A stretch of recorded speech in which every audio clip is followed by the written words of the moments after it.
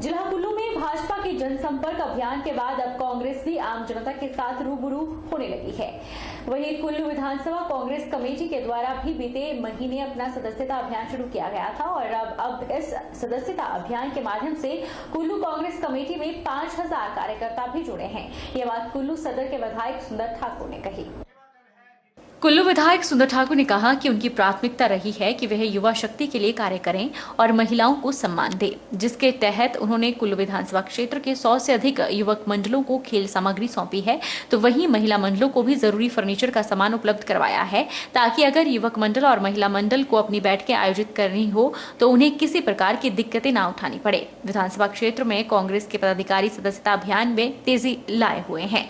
सुंदर ठाकुर ने कहा कि भाजपा अब चुनावी बेला में बूथ स्तर पर बैठक कर और दौरे कर रही है, लेकिन कुल्लू की जनता इस बात को जानती है कि चुनाव बेला में वे अब भी लोगों को झूठे आश्वासन दे रहे हैं और बीते 4 सालों में जनहित के लिए उनके द्वारा कोई प्रयास नहीं किए गए हैं। ये 10 तारीख की बैठक सोमवार के लिए हमने पोस्टपोन किया क्योंकि आज वर्किंग डे था, इस वजह से। और आप देख रहे हैं जनता का जो उत्साह भी बढ़ता जा रहा है और हाजिरी भी बढ़ती जा रही है। आजकल क्योंकि हालांकि वो पीक इस वक्त जो हमारे फ्लावरिंग का सीजन है या फसलों का सीजन है, तो ऐसे में हम बूथ लेवल पे उतरने वाले हैं। 15 तारीख तक हमारी मेंबरशिप होगी, उसके बाद हम सारा जायजा लेंगे।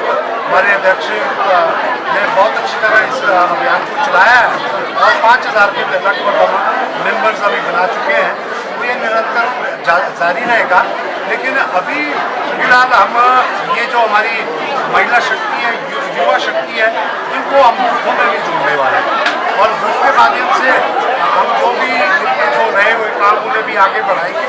और अब जो है आने वाले वक्त में हम हर बूथ का दौरा करना चाहेंगे। प्रदेश की जयराम सरकार का 4 साल का कार्यकाल निराशाजनक रहा है और जनता पर महंगाई का बोझ डाला जा रहा है। ये बात प्रदेश कांग्रेस प्रवक्ता इंदु पटियाल ने ढालपुर स्थित गौड़ निवास में पत्रकार वार्ता में कही।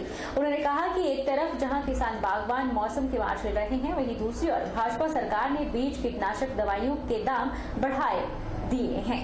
इंदु पटियाल ने कहा कि प्रदेश की जनता भाजपा की जुमलेबाजी और झूठी घोषणाओं से तंग हो गई है और यही कारण है कि भाजपा को उपचुनावों में जनता ने सबक सिखा दिया है। बीजेपी की सरकार मुख्यमंत्री जयराम ठाकुर के नेतृत्व में जब बनी तो इन्होंने कहा था, मुख्यमंत्री महोदय ने, कि मैं एक गांव का आदमी हूं और मैं गांव की समस्याओं को भली भांति जानता हूं, इसलिए मैं पूरी तरह से फोकस जो है ग्रामीण समस्याओं को दूर करने में करूंगा। आज आप देख ही रहे हैं कि महंगाई कितनी ज़्यादा हो गई है, राशन के दाम जो है आसमान को छू रहे हैं, खाद्य तेल जो है जनता की पहुंच से परे हैं और इसके साथ ही जो घरेलू गैस सिलेंडर की कीमतें जो है मतलब वो 1000 रुपये को भी पार कर गई है।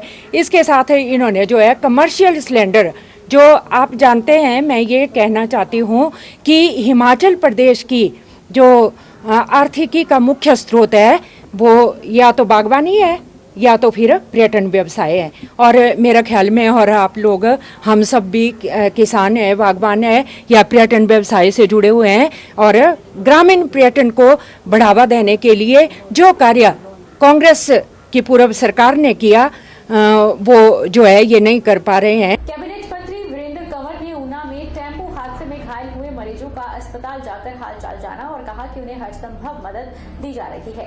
उन्होंने कहा कि विपक्ष प्रदेश में कानून व्यवस्था को लेकर सवाल खड़े कर रहा है, जबकि उनके कार्यकाल में क्या हुआ वह भी अच्छी तरह से जानते हैं। मंत्री ने कहा कि अंब में हुए एक लड़की के मर्डर मामले में सरकार निष्पक्ष जांच कर रही है।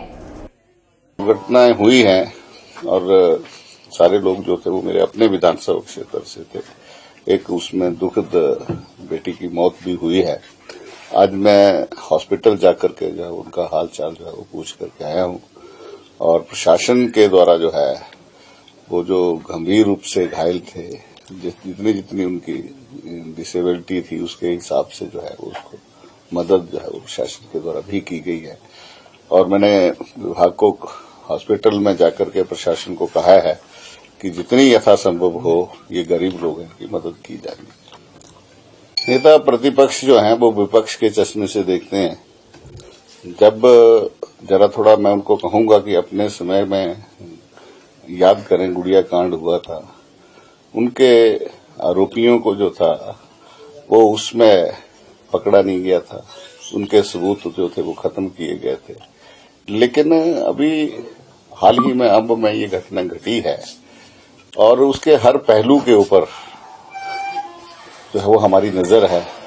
हम प्रशासन जो है वो पुलिस विभाग जो है वो उसकी तहकीकात कर रहा है, तह तक जाने की कोशिश कर रहा है, लेकिन जो गुनाहगार था उसको उसी दिन जो था वो दबोच दिया गया था, उसको अरेस्ट कर दिया गया है। कोरोना के मामले कम होने के बाद इस बार प्रदेश में पर्यटक कारोबार अच्छा होने की उम्मीद कारोबारियों को जगी है। समर सीजन से पहले ही पर्यटकों की आमद बढ़ गई है, लेकिन शिमला शहर में पर्यटकों की बसों की एंट्री न मिलने से अन्य राज्यों के ट्रैवल एजेंट शिमला बसें न भेजने की बात कर रहे हैं। शिमला शहर में पर्यटकों की बसों को एंट्री न मिलने से अन्य राज्यों के ट्रैवल एजेंट शिमला बसें न भेजने की बात कर रहे हैं।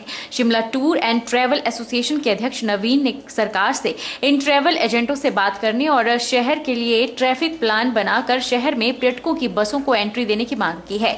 नवीन पाल ने कहा कि हर साल बाहरी राज्यों से खासकर गुजरात, बंगाल और महाराष्ट्र से पर्यटकों की बसें आती हैं और यह बसें सीजन ही नहीं बल्कि ऑफ सीजन में भी पर्यटकों को लेकर यहां पहुंचती है। लेकिन शिमला शहर में बसों की एंट्री न देने पर कई राज्यों के ट्रैवल एजेंट अपनी बसें भेजने से इनकार कर रहे हैं, जिससे यहां पर पर्यटन कारोबार पर बुरा असर पड़ने वाला है। गुजरात के बाद महाराष्ट्र और बंगाल के एजेंट भी फोन कर बसें न भेजने की बात कर रहे हैं।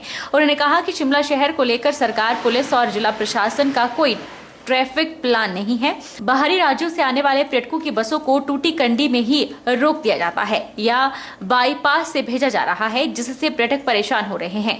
2 दिन पहले भी एक टूरिस्ट बस रात 10 बजे जो कि ऑकलैंड टनल के पास पर्यटकों को लेने जा रही थी, उसे रोक दिया गया। इससे पर्यटकों को काफी परेशानी झेलनी पड़ी और उन्हें टूटी कंडी तक जाना पड़ा। उन्होंने कहा कि इस तरह से ट्रैवल एजेंट अगर अपनी बसें शिमला नहीं भेजते हैं तो पर्यटन कारोबार पूरी तरह से चौपट हो जाएगा। गुजरात ट्रैवल एसोसिएशन का तो साफ तौर से ये है कि जो बसेस के जो बड़े ग्रुप आते हैं, ये जो ग्रुप होते हैं नॉट ए सीजन नहीं, ऑफ सीजन में भी बहुत ग्रुप आते हैं। शायद हमारी सरकार को शायद ये पता नहीं है कि मई जून का ही सीजन ही होता है। हमें जो ज्यादातर टूरिस्टों की जो जरूरत होती है, जो ये शिमला में टूरिस्ट जो आए वो जुलाई, अगस्त, सितंबर, अक्टूबर जो ऑफ सीजन हमारा होता है उसमें ज्यादा, और ये बसेस के ग्रुप जो सबसे ज्यादा है वो ऑफ सीजन में आते हैं। सबसे बड़ी बात है कि सरकार की तरफ से अभी हमें यही नहीं पता कि सरकार का प्लान क्या है। ट्रैफिक प्लान लेकर के ही कंफ्यूजन चल रही है। जैसे कि पहले क्या होता था, बसेस जो है रात को 10 बजे के बाद सिटी के अंदर अलाउड करते थे और 7 बजे के बाद सिटी से बाहर जाने का उनका रेश होता था, आने नहीं देते थे। बट अभी क्या हो रहा है कि जैसे बाहर की जो बसें जितनी भी आ रही है टूरिस्ट बसें, उसको रात को 10 बजे के बाद भी सिटी के अंदर आने नहीं दिया जा रहा है। अभी परसों की मैं बात करूं, एक वॉल्वो बस थी और शूटिंग का ग्रुप था। वो बस जो है टूटी कंडी से आपका ये आईजीएमसी के नीचे आनी थी, वो कस्टमर वहां खड़े थे, पर रात को 1 बजे भी बस को नहीं आने दिया गया। वहीं इस मामले को लेकर मुख्यमंत्री जयराम ठाकुर ने कोई जानकारी न होने की बात कही। मुख्यमंत्री जयराम ठाकुर ने कहा कि उनके ध्यान में इस प्रकार का कोई मामला नहीं है। अगर इस तरह का कोई मामला है तो उसकी जानकारी जुटाई जाएगी। उन्होंने कहा कि कोरोना के बाद अब पर्यटकों की आमद ज्यादा बढ़ गई है और शिमला में बाहरी राज्यों से काफी तादाद में पर्यटक आ रहे हैं। सरकार की आधी अधूरी खबर है, ये ऐसे नहीं है, लेकिन मैं उसके बावजूद भी सारी डिटेल्स इसकी पता कर लूंगा। यहाँ इस प्रकार से किसी के बाइकआउट करने का कोई विषय अभी तक हमारे समक्ष तो नहीं है, लेकिन जो जानकारी आपने साझी की है उसके बारे में जानकारी ले लूंगा। टूरिस्ट सीजन है और दुनिया भर के टूरिस्ट हिमाचल प्रदेश में आ रहे हैं और बहुत आनंद के साथ आ रहे हैं, बहुत आनंद के साथ रह रहे हैं, बहुत आनंद के साथ घूम रहे हैं।